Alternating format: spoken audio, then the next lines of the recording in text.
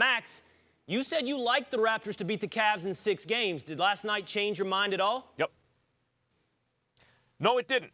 Did it change it at all? Is it possible LeBron goes bananas and it's 7 games? It's possible, but no. I'm picking Toronto to beat the Cavs in 6 if the series were to start today. Look, the bottom line about last night was, and I brought this up, by the way, about a week ago in other circumstances. And it had to do with Houston actually losing to Toronto. There's such a thing as a schedule loss. Jalen Rose brought it up on Countdown before the Houston-Toronto game.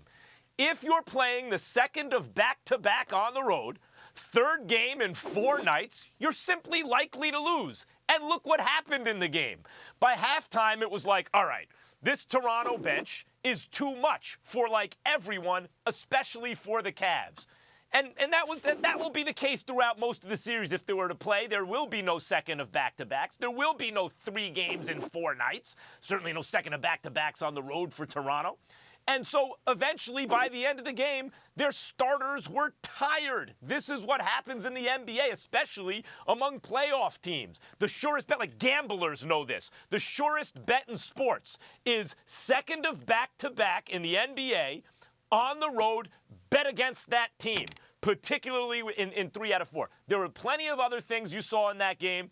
DeMar DeRozan can't shoot it from the outside. He's at least taking more of them and hitting them at a slightly better clip than he normally does, and that's really good for the Toronto offense.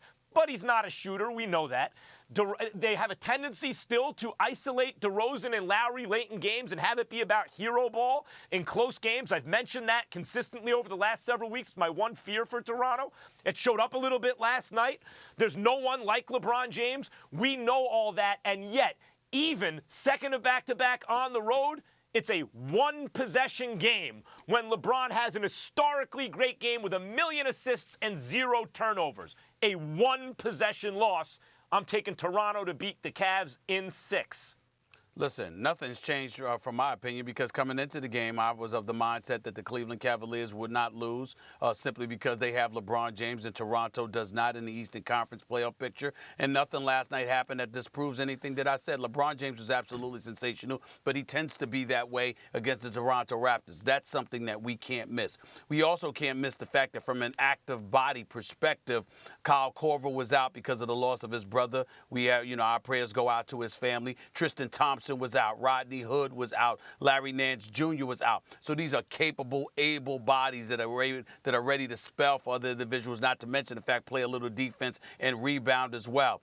That might have had something to do with the fact that Toronto had scored 79 points in the first half. But Toronto, regardless of how stout they are defensively, certainly that was not the case last night. What happened last night is that when it really, really counted most, they gave up better than 60% shooting to the Cleveland Cavaliers. LeBron James did what he wanted, when he needed to do it. As a result, Toronto got exposed. We look at the Toronto Raptors. They're a very, very good basketball team. They're exceptionally well coached. They're exceptionally well led. We understand that DeRozan and Lowry are stars in this league who deserve our respect, but there are levels to this. And LeBron just reminded them that he's on a different level. And come playoff time, I suspect he will remind them again because he always does. They can't figure out LeBron, and that is their problem. It always has been their problem. It is their problem now, and it will continue to be their problem when the playoffs arrive.